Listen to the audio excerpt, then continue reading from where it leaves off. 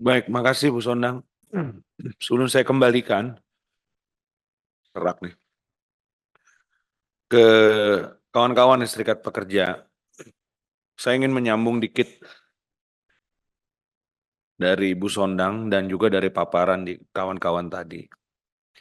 Kalau Serikat Pekerja Indofarma itu punya dua kepentingan atau dua yang harus diperjuangkan. Di Komisi 6 kami punya tiga, Pak. Jadi bukan hanya perusahaan dan hak-hak karyawan, tapi juga negara. Karena apapun yang menjadi kebijakan itu akan berdampak kepada keuangan negara. Kan gitu, satu ya. Nah, terus kedua, kalau dari paparan Bapak Ibu sekalian, saya lihat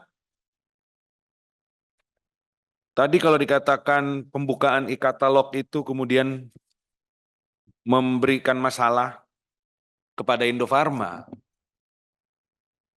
berarti ada juga kondisi di Indofarma di mana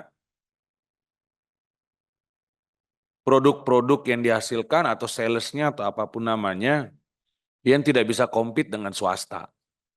Ini harus digaris bawahi juga. Jadi kalau tadi Bu Sondang mengatakan kenapa juga baru sekarang sampai ke sini, ya itu juga penting. Ya, jadi pertama memang dari sisi competitiveness perusahaan juga berarti ada masalah. Terus yang kedua, saya setuju dengan Bu Sondang tadi. Kalau produk COVID tidak terserap, oseltamivir lah apa itu semua kita cari. Justru pada saat pandemi COVID itulah ya banyak industri farmasi itu yang memperoleh keuntungan yang banyak sekali ya, windfall profit gitu. Nah, kalau Indofarma bermasalah ketika COVID itu kan aneh. Ya. Terus yang ketiga, ketika terjadi fraud, nah ini kita perlu juga informasi dari dalam. Apa yang sebenarnya terjadi di Indofarma? Ya kan, karena kita perlu nih sekarang informasi dari kawan-kawan. Tahu nggak ketika ada fraud itu? Dan apakah Serikat Pekerja Indofarma atau kawan-kawan yang ada di Serikat Pekerja Indofarma ini sudah melakukan langkah apa? Karena sebenarnya kalau kondisi Indofarma itu memang sudah katakanlah menurun, tapi kalau tidak karena fraud terjadi, sebenarnya masih ada napas-napas dikitnya. Nah, sekarang kami perlu, mumpung lagi ketemu kawan-kawan di sini, cerita dong sama kami dalam forum ini, supaya ini jadi bahan masukan kepada kami ketika rapat baik dengan Menteri BUMN maupun dengan holding farmasi. Kami perlu. Jadi justru informasi itulah yang tidak bisa kita dapat. Ini kan yang kita tahu cuma berita-berita di media. Ya kan? Nah, kawan-kawan seperti apa nih fungsi kontrolnya juga? Ini manajemen lagi melakukan fraud kan pasti tahu dong ini bahaya dong bagi kondisi keuangan perusahaan. Nah, cerita di sini nggak apa-apa. Kami perlu tahu itu.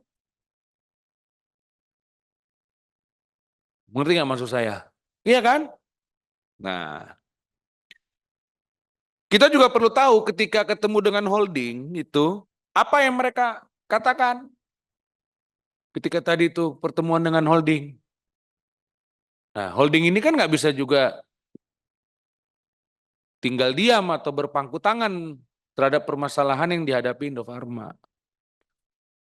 Nah, karena itu kami perlu informasi-informasi dari kawan-kawan serikat pekerja ini.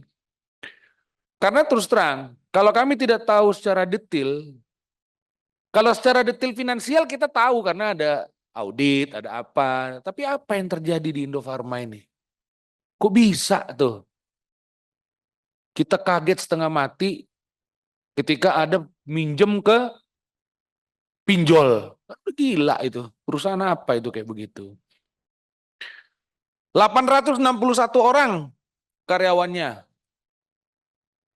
Yang melakukan fraud ini berapa orang? Kalau yang ada di berita kan, 12. Nah, berarti 840 berapa sih? Hah? Iya, ngapain tuh? Hah? Iya kan 861 ya? Kok matematika saya habis kongres lagi bego nih. Kurang 12, berarti 9. 5, 4. 849 orang ini ngapain aja tuh untuk fraud itu. Karena itu bukan cuma sekali loh. Kalau kita ingat paparannya holding itu. Dan bukan dalam waktu singkat, bertahun-tahun ya. Bertahun-tahun. Nah kita perlu itu Pak. Apa yang terjadi? Kalau waktu itu takut, ya sekarang jangan takut. Apalagi? Pak, mohon izin. Ntar dulu Pak, ntar. Nanti Bapak dapat kesempatan ngomong. Siap-siap. Ya kan, apalagi Pak? Jadi tolong kasih tahu sama kami, supaya kami juga punya senjata ketika memperjuangkan hak Bapak-Bapak. Ini kan nggak bisa sekonyong-konyong Bapak minta bail out begini, nggak bisa. Ya kan? Kita harus mencari nanti nih, apa formula-formulanya, jalan tengah dan segala macamnya seperti apa. Itu yang nanti harus kami cari. Tapi kami perlu tahu, yang membuat bangkrut nih perusahaan ini, siapa? Penegakan hukumnya bagaimana? Itu kami perlu tahu, Pak. Ya, kalau enggak enak aja bikin bangkrut perusahaan, habis itu minta duit ke negara. Weh, gawat itu. Ya, jadi saya rasa itu Pak, dari saya, nanti tolong kami diberikan informasi lebih dalam. Ya, kalau dari sisi apa penundaan ini, tidak pembayaran ini dan segala macam, tentu kami sangat prihatin di situ. Ya, dan nanti kami akan mencari jalan keluarnya, baik kepada holding farmasi. Nanti tolong cerita juga holding farmasi itu ngomong apa waktu bapak-bapak ketemu ya, bapak-bapak dan ibu-ibu. Kami akan cari jalan keluarnya baik kepada holding farmasi maupun kepada Menteri BUMN.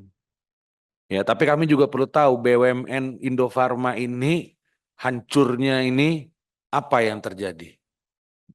Saya rasa itu dari saya. Saya kembalikan ke kawan-kawan serikat pekerja. Silakan Ibu Ketua atur siapa yang mau menjawab.